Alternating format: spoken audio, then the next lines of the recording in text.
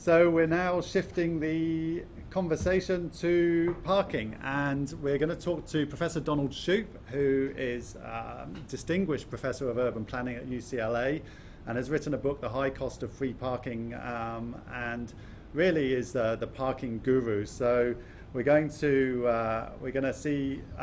He's in Los Angeles, so we did the recording ahead of time. So please. Good afternoon, Professor Shoup, and thank you for joining us in Hong Kong. I hope you're well.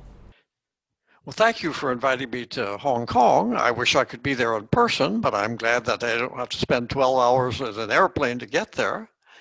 Yes, nobody wants to sit on a plane right now. So anyway, we're very happy to talk to you online. So let's talk parking. Now, Hong Kong can't be the only city in the world with a parking problem. Around the world, parking policies are often considered unsuccessful because they are unsuccessful. The basic goal of a parking policy is to prevent chaos. And able to do even this basic function is to prevent chaos. Often in many Asian cities, you see pictures of cars parked on the sidewalks and obstructing pedestrians. And it's just a mess because the parking is free and almost uncontrolled. In your book, The High Cost of Free Parking, it's something of a Bible in parking circles. You outline three main policies that cities could take to address their parking problems. Perhaps you could just outline those for us. To summarize an 800-page book in 3 bullet points, there are 3 policies I recommend. The first is to charge the right price for curb parking. And by right price, I mean the lowest price the city can charge and still have 1 or 2 open spaces available on the block. The second policy is to make the first policy popular, and that is to spend the meter revenue for added public services on the metered streets, such as to clean the sidewalks and repair the sidewalks and remove graffiti, so that the meter money doesn't disappear into the general fund. It comes right back to help the neighborhood. And then the third policy I recommend is to remove off-street parking requirements. And of course, removing off-street parking requirements doesn't mean removing off-street parking. It just says that the parking will be a choice and not a mandate from the government. Yes. How does a city begin to implement these policies? To do that, the city has to be able to measure the occupancy rate of the of each block all day long, and the technology is already here and it's readily available. If no spaces are open, if all the spaces are full, the price is too low. If half the spaces are open, the price is too high.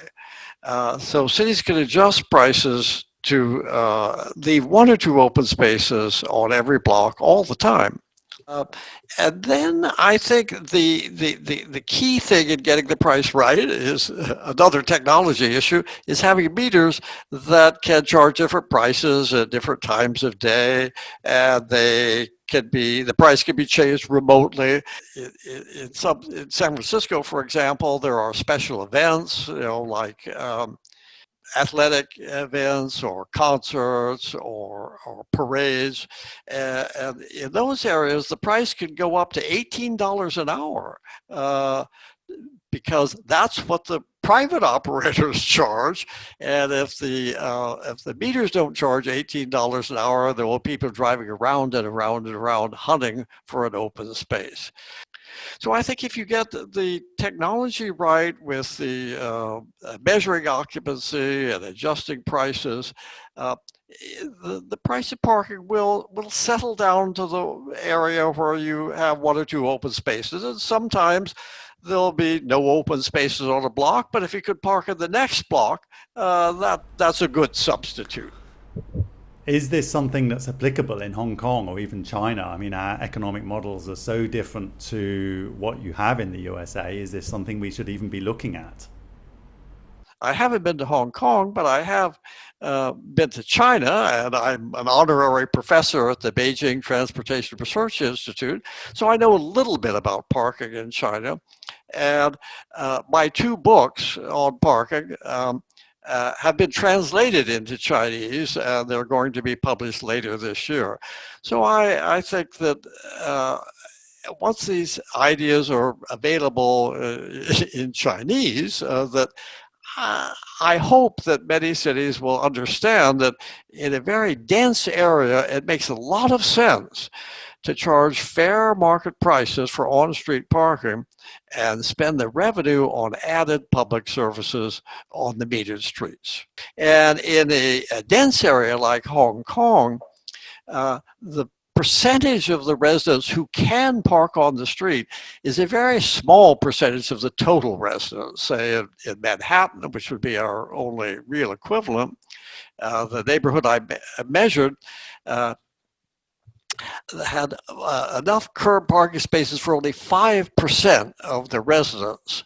So it would be these 5% who own cars and who don't park off street who would be paying for all of the revenue, and 100% of the residents would get the benefit of all the public services. One big problem we have in Hong Kong is that parking is not supposed to be free, but there's just rampant illegal parking, very rarely enforced. And so parking is not just free, but it's very plentiful because people just park wherever they want to.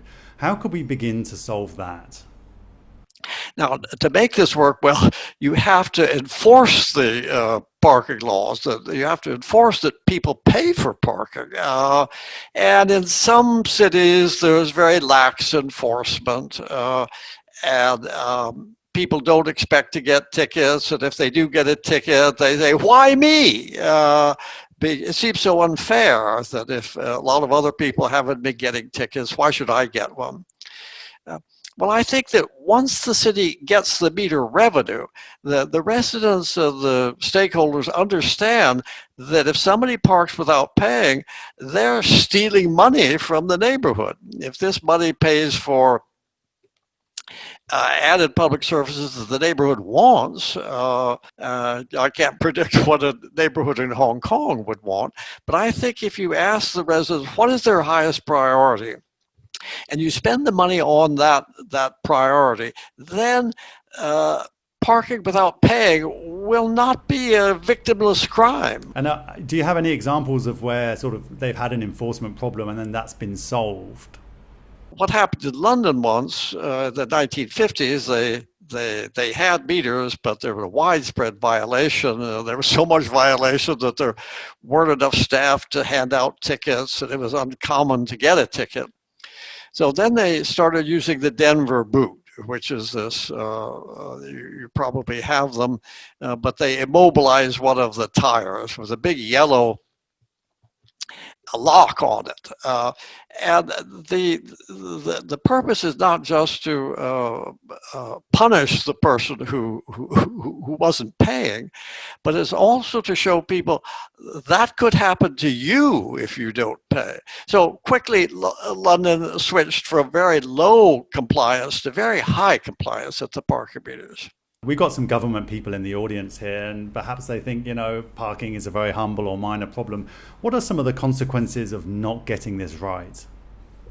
Well, if cities don't charge the right price for parking, if they leave it free or underpriced, the problem that results is cruising for parking. People have to drive around hunting for a parking space, hoping to see a car leaving or hoping to find a space that is vacant.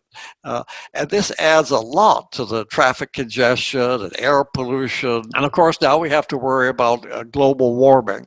So I think one of the biggest benefits of charging the right price for curb parking is to eliminate this driving around hunting for a parking space. If you see one or two open spaces on every block, there's no point in driving around hunting for a parking space. There's one right on the block where you want to go. And just one last question we have time for on parking minimums, which is something, of course, you suggest abolishing. We're going backwards in Hong Kong. We have a new mandate from the government to actually increase parking minimums in new buildings. So, I mean, what would you say to our government about that? The more general complaint that I made about planning is that we don't get parking wrong, we get everything else wrong. I've never heard anybody able to explain how they set the parking requirements in their city. It's something that is done by planners because they have to, when they're ordered to by the politicians. But the planners are just winging it. They do not know how many parking spaces a barber shop should have, or a nail salon, or a swimming pool, or a badminton court. But cities have parking requirements for all these uses. Okay, Professor Shoup, it's been a pleasure talking to you, and I hope we can catch up with you again soon. Thank you very much. Okay, so fascinating. Great to talk to. We've got a question in from Anthony Lau. How much income does Hong Kong government receive annually from parking fines? Now, we have a sort of answer to that from the Transport Department, because I've been chasing them on a story about the parking in Cameron Lane. So let me just see if I can find that. Hang on, sorry. Okay, and I asked them how much revenue is lost by these triad gangs doing the car jockeys and stealing the government revenue. And they said, well, the maximum fee for use of metered parking spaces is currently $2 per 15 minutes. Since the existing parking meter system is unable to detect whether individual on-street parking spaces are occupied, it is difficult for TD to assess the impact of unlawful occupation on government revenue. So they don't know is the answer, Anthony, I'm afraid. So, right, we are, unless there's any more questions coming in for that section, I think we'll try and get ahead